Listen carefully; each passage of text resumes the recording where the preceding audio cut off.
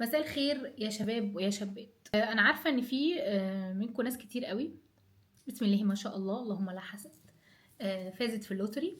وفي ناس كتير قوي في امريكا حاليا عشان ده وقت الصيف، ففي ناس كتير قوي راحت هناك عشان تشتغل.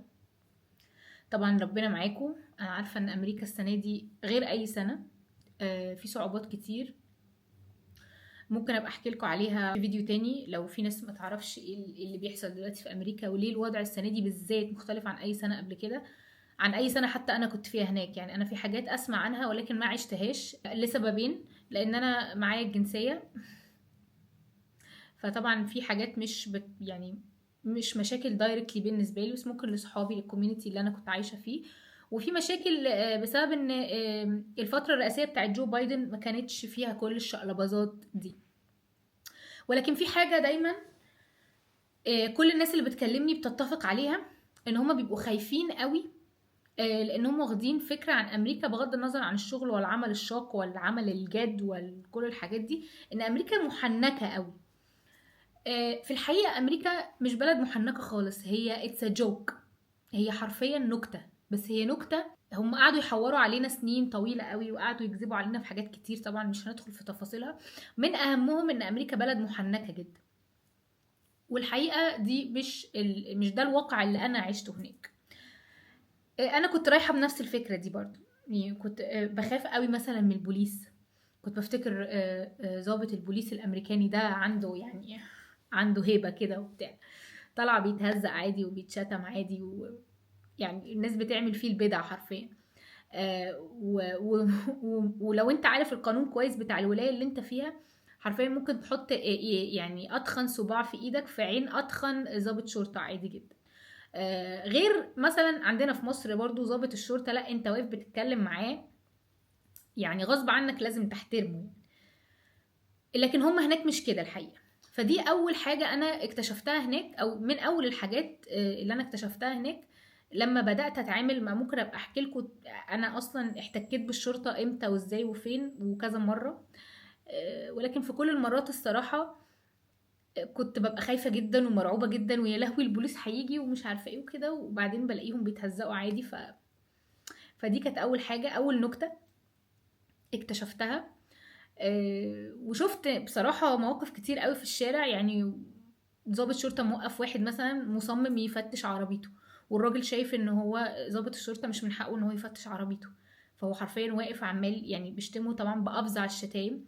وضابط الشرطه طول ما اللي قدامه ما عملش اي تهديد ناحيته فيزيكلي، يعني ما رفعش سلاح، ما حطش ايده مثلا في جيبه بشكل مريب وهو بيكلمه، حاجات زي كده، ضابط الشرطه ما يقدرش يعمل له حاجه. بالذات في مجتمعات معينه واحياء معينه. في احياء معينه اصلا عايزه اقول لكم الشرطه اصلا ما بتجيش فيها، ما بتجيش لو في قتيل، يعني لو في جثه. والسبب الوحيد انها بتيجي علشان هي والاسعاف والمطافي بيجوا مع بعض، بيجوا شله كده.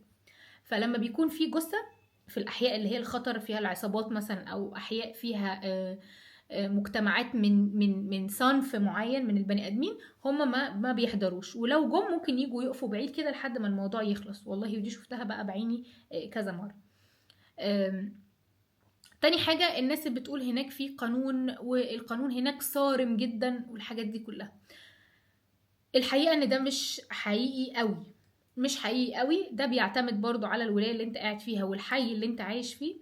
ولكن انا معاملاتي انا مع الشرطة، ولما جيت قلت لكم لما حكيت لكم القصه اللي حصلت لي في بنسلفانيا، ابقوا ارجعوا وشوفوا الفيديو، هتلاقي ان حرفيا الشرطه ما كانش ليها اي دور، صفر. يعني انا لو عرفت ارجع حقي فانا رجعت حقي، انا كنور عرفت ارجع حقي. طبعا ربنا وفقني، بس قصدي يعني انا اللي اخدت الاكشن ان انا اروح ارجع حقي بنفسي. انما الشرطه on multiple occasions في نفس الحوار وفي نفس الولايه الشرطه ما عملتش اي حاجه، بالعكس الشرطه كانت كسوله جدا. الناس اللي او الضباط الشرطه اللي جولي كنت حاساهم لسه صغيرين جدا في السن. يعني تقريبا الضابط اللي جالي ده كان عنده 22 سنه مثلا، وده مش حاجه تعيبه على قد ما هو فعلا ما كانش عنده خبره ومش فاهم يتعامل اصلا مع الموقف ازاي، ولا معايا انا شخصيا ازاي. ده غير ان في قوانين بجد يعجب لها الغريب، يعني انسان غريب يستعجب لها. يعني قوانين اللي ليها علاقه بالسرقه في ولايات معينه. يعني انت ممكن حضرتك تسرق مثلا، تفضل تسرق تسرق تسرق لحد ما تهت الليميت. هشرح لك. يعني مثلا في تارجت ده سوبر ماركت كده كبير قوي زي كارفور عندنا، ولكن هو اسمه تارجت، ماشي. تارجت ده بيبقى فيه زي كاميرات كده. الكاميرات دي بتعمل فيس اي دي لكل الاشخاص الكاستمرز اللي بيجوا يشتروا من تارجت بشكل مستمر. حلو الكلام. في اشخاص من الاشخاص دي بيبقوا معروفين ان هم نشالين، يعني هو بيدخل بيسرق. طب انتوا ليه يا تارجت مش بتبلغوا البوليس ويجي كلبوش ويروح القسم ويتحاسب ويتعاقب زي اي بني ادم طبيعي؟ لا سوري، اصل هو لسه ما كملش الحد الاقصى بتاعه. excuse me،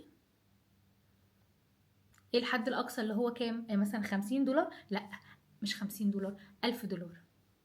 يا حضرتك مسموح لك تسرق. لا طبعا ما حدش يستخدم هذه المعلومات بشكل ولكن مسموح له يسرق لحد $1000. ساعتها يقدروا ان هم يبلغوا البوليس ويجوا يقبضوا عليه، عشان مش عارفه اقول ايه والله العظيم. هو كده لما يعدي الليميت معناها ان هو كده يتعاقب قانوني. من حقكم ان انتوا تتهموه ان هو كده سرق حاجه عليها القيمه، لان الحاجات اللي ب50 وب100 دي ده كلام فاضي، كلام فاضي. احنا مش هنصغر نفسنا. تاني حاجه ان قوانين التامين او بواليس التامين اللي المتاجر بتعملها على البضاعه بتاعتها بتخلي ان اي حاجه ممكن تتسرق او اي بضاعه ممكن تختفي من المكان لاي سبب كانت متامن عليها. فبالتالي اسرقوا يا جماعه.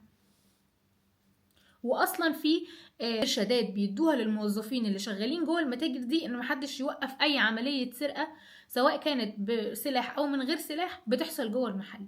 ليه؟ لان حضرتك لو اتخرشمت انت هتكلفنا اكتر من البضاعه اللي ممكن تتسرق. في حين ان دي حاجه الى حد ما ايجابيه، ولكن هي بتشجع على السلبيه، بتخلي الناس تقف تتفرج وتصور وتضحك وتهزر وتشير الفيديوز ومفيش حاجه بتحصل. ويا ريتهم بيسرقوا بس المحلات اللي تقدر تأفورد النوع ده من التأمينات، بيسرقوا محلات فاميلي بيزنس، واحد وابنه واقفين في بنزينة، عندهم محل مثلا في بنزينة بتاع حاجات كده. الناس دي ما تقدرش ان هي تأمن على كل البضاعة اللي عندها، وفي ناس مش مأمنة اصلا، وساعات بيحصل دامج للمحل ذات نفسه. فالموضوع كله على بعضه عبثي جدا جدا جدا. فدي اول حاجة ليها علاقة بالقوانين. وعلى فكرة عادي لو انت مثلا طايرة شوية على الهاي واي وقفك الظابط وقلتي له سوري اي ام اوني هيعديكي عادي زي عندنا عادي. مش يعني بتحصل. ممكن تبقى قليلة قوي وعلى حسب طبعا انت فايقة مش فايقة الحاجات دي كلها، ولكن بتحصل. وعايزة اقول لكم بقى حاجة تانية انا اتصدمت لما عرفتها. ان في الموتور فيكل بتاع نيويورك اللي هو زي المرور بتاع نيويورك، يعني في واحد جوه بتاع الاختبارات اللي هو المسؤول عن التستنج للناس اللي بتيجي تعمل اختبارات سواقة عشان ياخدوا الرخصة. بياخد $500 عادي جدا وبينجحك في الاختبار. وفي نيويورك معرفش ايه الجرأة اللي جات له دي ويعني معرفش ايه الدايناميك بتاع الموضوع، بس انا اتعرض عليا لان انا كنت بحاول اعمل رخصة في جيرسي وما كنتش عارفة خالص. فقالوا لي طب ما تروحي نيويورك في واحد هناك بياخد $500 ويعملهم. انا جالي صدمة حرفيا. يعني الصورة اللي انا كنت رسمها لامريكا بدأت تتكسر بقى واحدة واحدة يعني. وفي حاجة كمان بقى، مثلا انا اشتغلت في القطاع الطبي، تمام، اشتغلت في مركز طبي. انا اصلا لما في واحده صاحبتي هي اللي عرضت عليا الشغل ده، انا كنت ساعتها عايزه اشتغل شغلانتين، كنت عايزه اشتغل شغلانه تانية جنب المطعم. فقالت لي نور انتي انجليزياتك منيحه، ليش ما تروحي تشتغلي عند الدكتور، مكتب الدكتور. قلت لها ايه مكتب الدكتور ده؟ قالت لي مكتب الدكتور ده بيبقى عادي زي ميديكال سنتر، في كذا عياده، تشوفي بقى عياده منهم وتشتغلي فيه. قلت لها انا لا انا ممرضه ولا انا درست طب ولا انا معايا اي حاجه، لا بعرف ادي حقنه حتى ولا بعرف اقيس الضغط. قالت لي لا عادي عادي ما يشغلكيش، كله بيعدي. استغربت جدا، قلت اروح اجرب اشوف ايه القصه دي. وفعلا انا لما رحت اشتغلت واشتغلت وقالوا لي هنعلمك. قلت لهم يا جماعه هتعلموني ايه؟ قال لي لا، ما انت يعني مش هتدخلي مع الدكتور جوه ومش هتقيسي الضغط ولا تدي ابر ولا كل الكلام ده، انت هتكلمي شركات التامين وتتابعي مع شركات التامين الحالات بتاعه المرضى، ها، وتشوفي عندهم ايه وايه اللي يستحق ياخد موافقه وايه اللي ما يستحقش ياخد موافقه، وتقدمي على الموافقات والكلام ده كله.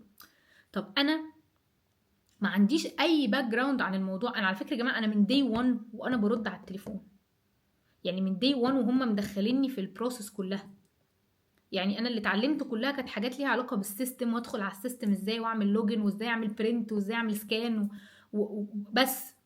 انما هم مدخليني في البروسيس كلها من الاول. طب انا شخص لا اصلح اصلا، انا فعليا لا اصلح ان انا اكون في المكان ده خالص. انا ما اعرفش اقيم اصلا حاله المريض تستدعي موافقه ولا ما تستدعيش، ولا انا ما اعرفش. فلما بقعد افتكر بقول انا ازاي اشتغلت كل المده دي وعلى فكره انا لو كنت عايزه اعمل حاجات اكتر من كده كانوا خلوني اعملها عادي.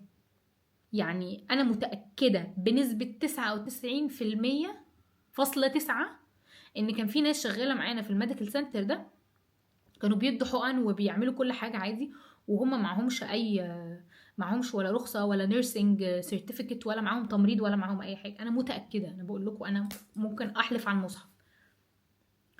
فازاي تخلوا ناس، طبعا احنا يعني عشان افهمكم حاجه، احنا كمصريين عارفين ان ده عادي، بس بره الناس لما بتروح بتبقى فاكره ان امريكا كل حاجه فيها مظبوطه بالحنتوفه، which is not true. هي زيها زي اي بلد يا جماعه على فكره، فيها تسيب في حاجات كتير وفيها لا مبالاه وفيها فساد وفيها كل حاجه عادي، انت وحظك بقى. في اماكن بصراحه بتخلو من هذه الاشياء عشان هي طبعا امريكا كبيره قوي ومتنوعه قوي، ولكن انا صادفت كل الحاجات دي. فما تبقاش عامل حساب قوي كل حاجه كده. طب انا اقول لكم على قصه كمان.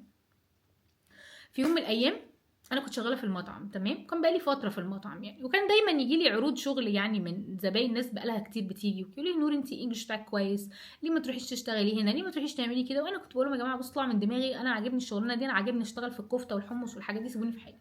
وكنت لاغيه اي شغلانه تانية من دماغي. ولكن انا لما اشتغلت في الميديكال سنتر ده ولقيت ان انا عارفه اعمل شغلانتين في نفس الوقت، قلت يا بنت يا نور طب ما نيجي نعمل 3. فاكره نفسي بقى ايه سوبر وومن، ما تيجي نعمل 3. وكنت بفكر فعلا في الموضوع.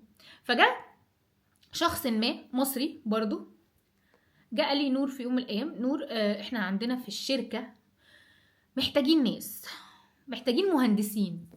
قلت له حضرتك انا سبت الهندسه من 3 سنين، معرفش حاجه عن الهندسه ومش فاكره حاجه ومش حابه اصلا اشتغل فيها. قال لي لا ما هو مش بالظبط كده، مش زي ما انتي فاهمه، هو احنا اهم حاجه بس تكوني بتدرسي هندسه والباقي كله حاجات انتي بتتعلميها في الشركه. قلت له طيب انا مش بدرس هندسه. قال لي لا بصي انا هفهمك هتقولي ايه، انتي مش بتدرسي هندسه انا عارف بس انتي عندك خلفيه. فقلت له ماشي، بس يعني هم ازاي هيقبلوني من غير ولا يشوفوا حاجه ولا يشوفوا شهاده ولا يشوفوا حتى رسمه عماره.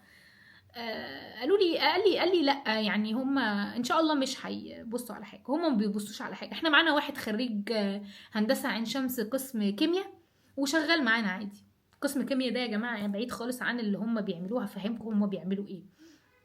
هم شركه ثيرد بارتي، يعني طرف ثالث كده ما بين الناس الشركات اللي بتبني وبتوع الكونستراكشن وبتوع السباكه وبتوع الكهرباء وبتوع كل اللي ده، وما بين ايه الهيئات الحكوميه. يعني الحكومه عايزه تبني متحف يقوموا فاتحين ايه مناقصه، الشركات اللي زي دي تدخل المناقصات بالبروجكت بتاعها تقول يا جماعه والله انا هبني لكم المتحف ده بالرقم الفلاني. عجبهم، هم بياخدوا اقل رقم اصلا الحكومه، عجبهم الرقم ده تمام يلا بينا نشتغل مع الشركه دي. الشركه دي تبتدي تتولى البروجكت ده وتتواصل هي بقى مع الفنيين والكهربائيين والبلومينج وبتوع الكونستراكشن وهكذا، بتشيل من على ايه دماغ الحكومه الهاصل يعني ده كله. فطبعا ده حاجات كلها ليها علاقه بالايه بالمدني والعماره اللي انا درستهم ولكن مش فاكره منهم حاجه ومش عايزه افتكر منهم حاجه. anyways فقال لي انت هتقولي ان انت لسه بتدرسي في جامعه ان واي يو او ان جي اي تي، او شوفي انت بقى بي سي ام بي بي، شوفي انت عايزه تقولي ايه وقولي لهم ان انت لسه بتدرسي وان انت هتشتغلي كمتدربه، وانا اراها انك ان انت في شهر واحد هتكوني متثبته. قلت طبعا الواد ده شكله بيضرب حاجه، في حاجه مش طبيعيه، الكلام اللي بيقوله ده مش مظبوط. انا بالنسبه لي بقى شركه وبتشتغل مع الحكومه كمان، ده لازم كل حاجه تبقى مظبوطه يا جماعه، ازاي بس ياخدوا حد كده يشغلوه وبتاع. وقلت حتى لو شغلوني هيشغلوني بقى ايه يعني، اي كلام بقى كده. المهم ايه، عمل لي انترفيو فعلا يا جماعه، ورحت. ست امريكانيه بيضه، اول ما شفتها قلت بس الست دي حقنه، دي هتمسكني تبلفني كده. قعدت معاها، ست لطيفه جدا عايشه في الترللي. قامت تسالني هاي سو كيوت. سو كيوت ايه وانا جايه لك عايزه ابقى موديل؟ انا جايه اشتغل مهندسه فوقيلي. وقاعده بقى ايه، ولابسه بقى فورمال بقى ولابسه بقى ايه قميص وبليزر، والدنيا بايظه خالص. قعدت تتكلم معايا، تقول لي بقى انت ايه بقى بتدرسي ايه بقى في الجامعه؟ انت يا صغننه انت. قلت لها والله احنا بندرس قلت لها كل حاجه. قالت لي حلو، هايل هايل هايل. قلت لي وانت عايزه تشتغلي معانا ليه؟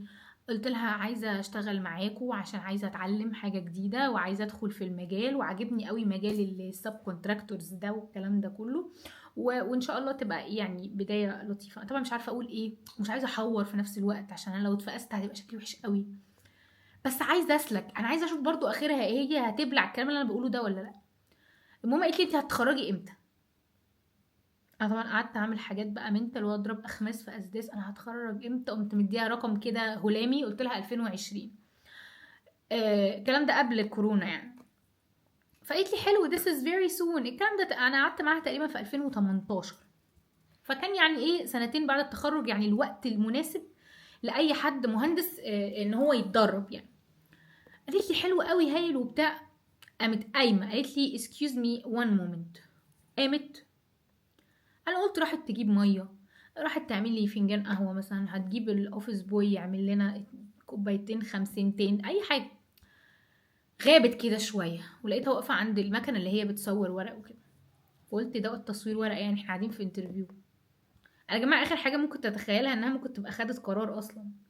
وبعدين انا متعوده بقى على الانترفيوهات بتاعت مصر، اللي هو بقى فيه انترفيو واتنين وتلاته وخمسه وعشره وكده. لقيتها داخله لي برزمه ورق كده، بتقول لي you're gonna sign here. فانا ببص على الورق كده. هي قالت لي I'll give you a moment ان انا اقرا، يعني تديني وقت ان انا اقرا العقد يعني.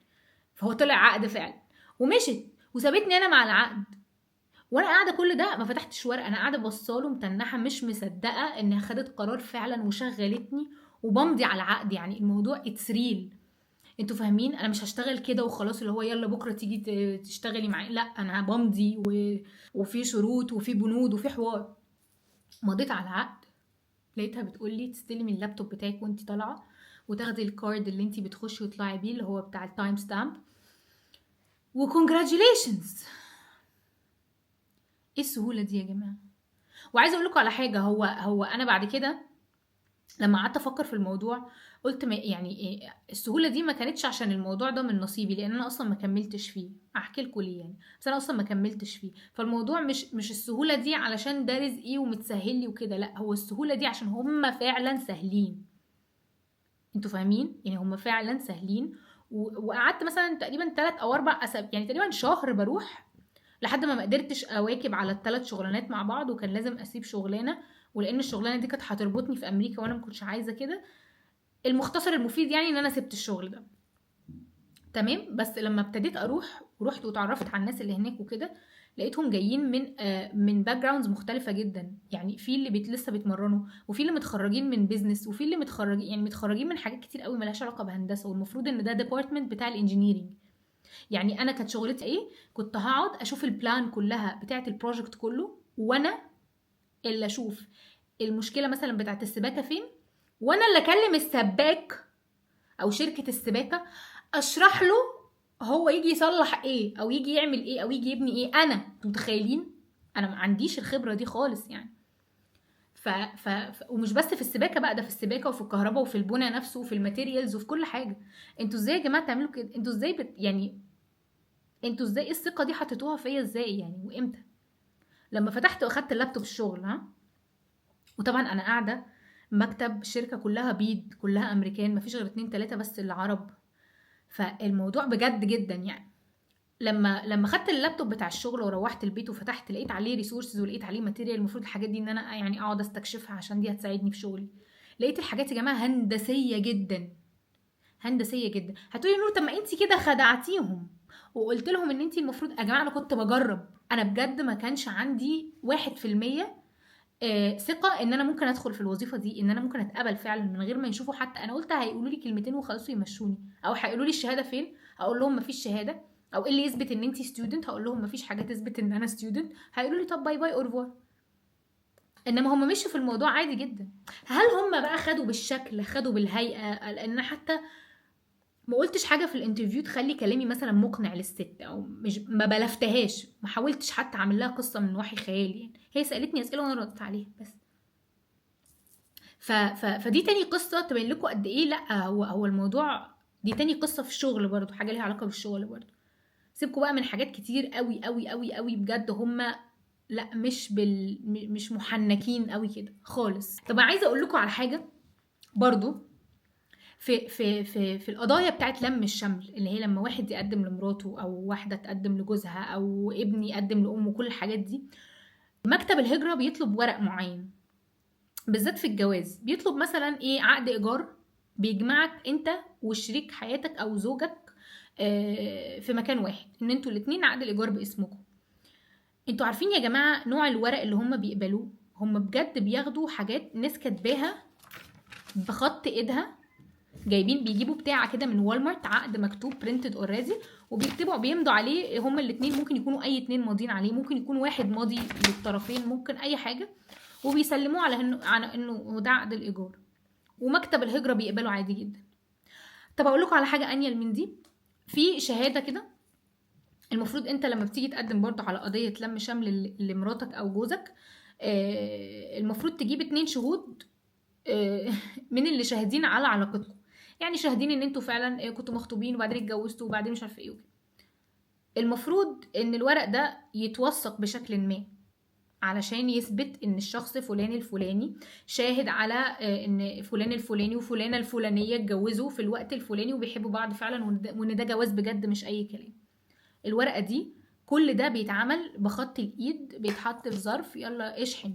والحاجات دي على فكره اساسيه في قضايا لم الشمل، يعني القضيه مش هتمشي غير بالورق ده. فانتوا ولا بتصدقوا على الورق، ولا بتختموه، ولا اي حاجه. احنا عندنا ختم النسر ده شويه وهيختموه على قفانا، يعني شويه وكلنا هنمشي بختم النسر على قورتنا من كتر ما ختم النسر مطلوب في كل حاجه في حياتنا. فانتوا ايه السبهلله دي؟ I don't understand. ويجي حد يقول لي امريكا محنيكه. لا، امريكا مش محنيكه. امريكا مش محنيكه، هي عايزه اللي يفهمها صح. بس فهمتها صح هتعرف ان هي اسهل من السهوله، وهتعرف ان انت في حاجات تفاصل فيها عادي، وفي حاجات بالصوت العالي ياخدوهم بالصوت العالي، وفي حاجات بص انت لا يمكن ان تتخيل. انا ما انصحكش ان انت تتعامل هذه المعامله في امريكا، لان امريكا مهما كانت هي مش زي مصر. ففي بيهيفير معين واتيتيود معين مش هيمشي قوي هناك لو انت بتستخدمه يوميا. بس في مواقف معينه لا، بيجي منهم عادي. عايزه اقول لك الحكومه الامريكيه بتدفع معاشات لناس ماتت وهما ما عندهمش علم ان الناس دي ماتت. وفي ناس وعلى فكره الموضوع ده فيري كومن، مزيفين او عاملين يعني اسماء مستعاره باشخاص وهميه. واحد عنده 106 سنه بياخد معاش من الحكومه، ممكن يكون قاعد 30 سنه بياخد معاش وهو اصلا مش موجود. مش هقول لك ميت بقى، لا مش موجود. ده غير الفود. طب انا اقول لكم على قصه تانية ليها علاقه بالفود ستامبس. انا كان عندي واحده صاحبتي بتاخد فود ستامبس. تمام، فود ستامبس ده بيبقى بتفتح اكاونت تبع الحكومه، تقول لهم يا جماعه والله انا دخلي محدود ومعيش فلوس ان انا اصرف على البيت واصرف على العيال وكمان اجيب اكل مثلا يعني، او معيش فلوس اصرف على نفسي ايا كان. فهم بيقولوا لك تمام، احنا هنجيب لك الكارت ده، هنحط لك عليه مثلا رقم معين كل شهر، وانت تاخد الفلوس، او كل تقريبا ويكلي، وانت تاخد الفلوس دي تجيب بيها اكل. بس مش مسموح لك تجيب بيها حاجه تانية، تجيب بيها اكل بس. طبعا الناس بتروح السوبر ماركت وتقايد الفلوس بالاكل، معروفه سبوبه، ولكن الصح بتاعها ان انت تصرف الفلوس دي على الاكل. انا قلت يا بنتي يا نور، انا عارفه ان انا دخلي ما بيكفيش، يعني انا في حاجات كتير قوي بقرص على نفسي فيها، كنت عايشه عيشه اقتصاديه جدا عشان اعرف احوش، فما اجرب الموضوع ده. يا جماعه انا قدمت على الفود ستامب في خلال تقريبا اسبوع، كان عندي كارت وعليه $400 وما سالونيش حتى انتي بتشتغلي فين. او يمكن في الابلكيشن كان مكتوب اوكيوبيشن وفول نيم والادرس والحاجات دي كلها، بس قصدي ما سالوش سؤال زياده بس عشان يفاليديتوا هل انا شخص فعلا فعلا استحق الفلوس دي ولا لا. انا اصلا ما جددتوش تاني بعدها، يعني خدت $400 وقلت شكرا يا رب خلاص انا مش هعمل كده تاني وخلاص، وفعلا ما قدمتش تاني. بلس بقى وقت الكورونا كان في ناس كتير قوي منهم انا وصحابي ما كناش في امريكا وقت الكورونا، مش وقت الكورونا ما طلعت، وقت ما بدأت الحكومة تدي unemployment للcitizens. unemployment ده زي بدل البطالة، يعني انت دلوقتي شركتك مشتك، العمل بتاعك مشاك نظرا للظروف، فاحنا هنديك المرتب بتاعك، هنديك رقم قريب من المرتب بتاعك. بجد يعني تقريبا اكتر من 60-70% من الناس اللي انا كنت اعرفها في امريكا كلهم رجعوا مصر او رجعوا بلادهم وفضلوا ياخدوا بدل البطالة ده وهم اصلا مش موجودين في البلد، والحكومة ما فكرتش اصلا تتحقق هي الناس دي موجودة ولا مش موجودة. وكانوا بياخدوا ارقام كبيرة على فكرة، في ناس كانت بيوصل معاها لحد $700 في الاسبوع. فاللي هيجي يقول لي امريكا محنيكة تاني هقول له شد بلاستر، شد بلاستر. اتعاملوا مع امريكا ببساطه يا جماعه، بلاش الخوف والرهبه والريبه والحاجات دي كلها اللي ممكن توقفك عن حاجات كتير قوي. امريكا زيها زي اي بلد، زي ما قلت لكم فيها كل حاجه، فيها اوبن بوفيه. اتعامل معاها ببساطه عشان هي كمان تتعامل معاك ببساطه. وانا مش بقول لك تستغل القوانين غلط، بالعكس انا بس بديك امثله ان عادي، ان عادي، ولو غلطت غلطه بريئه عادي، ولو عايز تعمل حاجة وحاسس انها فوق قدراتك ما تفكرش كده، قدم على الشغل، قدم على الحاجة حتى لو حسيت اوفر كواليفايد، حتى لو حسسوك ان هم ممكن عندهم شوية حتة ان هو يحسسك ان هو عايز لبن العصفور، بس في الحقيقة هو مش ده اللي هو عايزه، وفي الحقيقة مش ده اللي مطلوب منك تعمله. فأتمنى تكون كل الناس اللي في أمريكا استفادت بالفيديو ده، ولو عندكم أي أسئلة يا ريت تبعتولي، عشان أنا في حاجات كتير قوي بتستفزني بصراحة، بس يعني بستفز in a good way مش in a bad way، بس احنا فعلا واخدين انطباعات كتير قوي غلط عن البلد دي، فانا حبيت اصلح جزء صغير منها. يلا سلام عليكم.